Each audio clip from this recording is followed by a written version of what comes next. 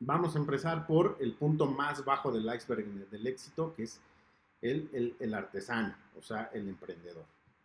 En el caso del emprendimiento, nosotros le llamamos artesano para que quede bien claro que emprender lo puede hacer cualquiera y ustedes lo saben y lo tienen comprobado, pero no todos los que emprenden van a tener éxito. Para tener éxito tiene uno que tener ciertas habilidades, ciertas cualidades y esas las reconocemos mucho más en los artesanos. Son gente que es muy dedicada, que tiene esas características.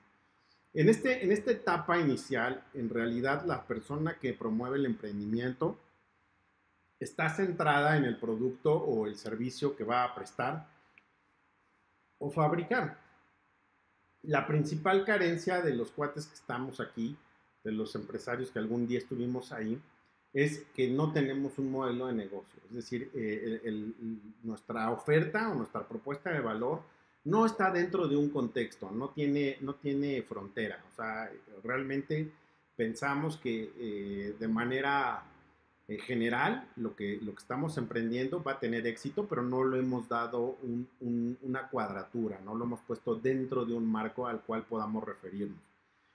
Desafortunadamente en esta etapa aparecen los primeros problemas y ese es el manejo de información. Es decir, actualmente hay bases de datos a nivel nacional e internacional que nos podrían haber ayudado muchísimo a enfocar nuestro emprendimiento de mejor manera. Tales son las encuestas nacionales que hace el INEGI, que hacen los institutos nacionales y que obviamente están generando información, por ejemplo, de coyuntura, o sea, hacia dónde dirigir mi emprendimiento. No solamente es el tema de lo que quieres hacer, sino de en dónde sería viable hacerlo, ¿no? Entonces, bueno, pues desafortunadamente muchos de los emprendedores empiezan sus procesos de crecimiento sin haber contemplado esto. Y obviamente también hay que entender que carecen de información práctica. Eso quiere decir que como apenas van a hacer el emprendimiento, como apenas lo están poniendo en marcha, no conocen horarios, no conocen fechas, no conocen ciclos, periodos, frecuencias, no conocen a sus posibles clientes, no conocen las actividades que hay que hacer en su totalidad. Y entonces, pues esa información práctica nos es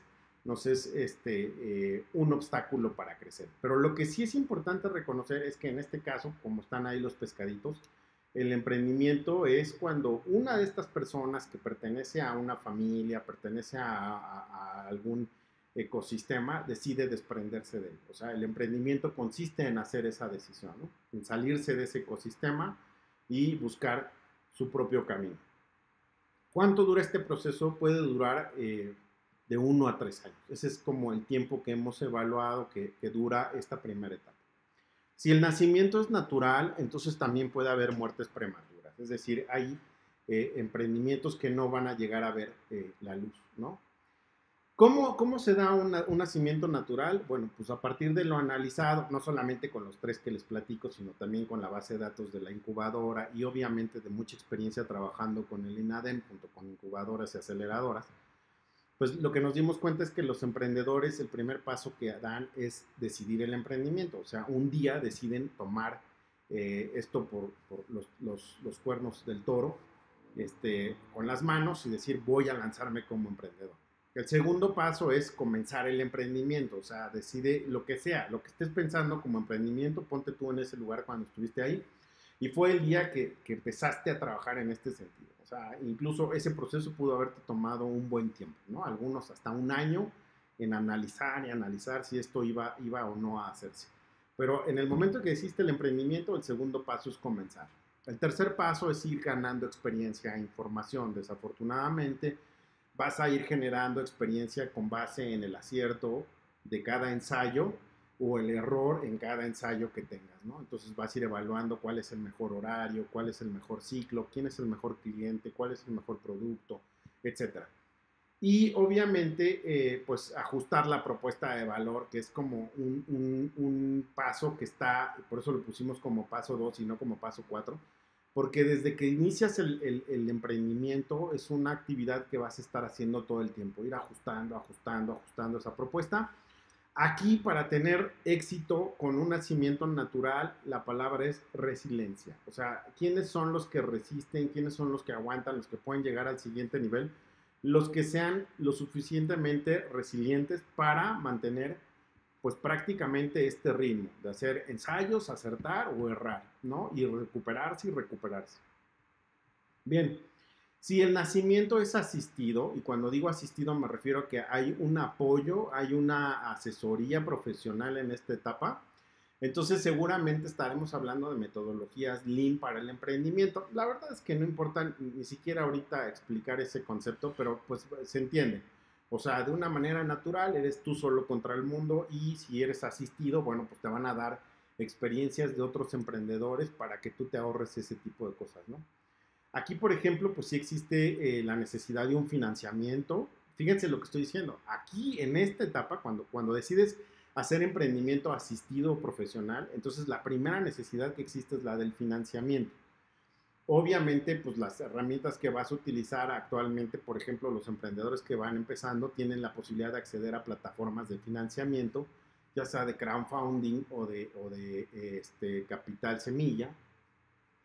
Pero aquí la manera de iniciar un negocio es muy diferente al proceso natural. Aquí el primer paso es las fuentes de información.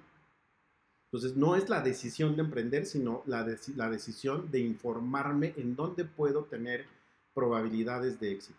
El segundo paso es desarrollar la idea, ¿no? A diferencia del método natural, aquí apenas voy a desarrollar la idea con base en la información que obtuve. El paso 3 es evaluar la idea versus el problema que pretende resolver, y esto los que lo han vivido pues entienden que a veces entre la idea que yo tenía y el problema que pretendía resolver, ya sea el problema que se te ocurra, o sea, el que sea en términos de emprendimiento, está resolviendo un problema. Entonces es importante que se entienda que en este momento lo que voy es evaluar si mi idea realmente tiene capacidad para resolver ese problema. El paso 4 es el prototipado rápido. O sea, crear prototipos de la idea para ver si éstas se pueden o no resolver el problema que estoy pensando. Entonces estoy piloteando la idea. Sí o no se puede resolver.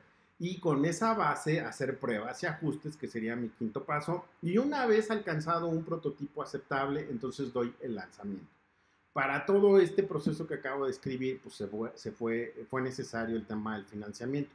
Pero desde aquí ya están haciendo lo que en algún momento mencioné cuando los visité, y ahora con estos datos ya de manera muy cierta, que pues había que tomar una decisión entre seguir un camino tradicional o directivo, que es el que el 99% de los emprendedores siguen, contra el pensamiento totalmente ilógico, irracional que pudiera parecer el pensamiento estratégico, ¿no? Que ya lo estamos viendo aquí en esta diapositiva, ¿no? Desde la primera etapa del emprendimiento aparece el pensamiento estratégico, pero muy pocos empresarios, emprendedores, inversionistas,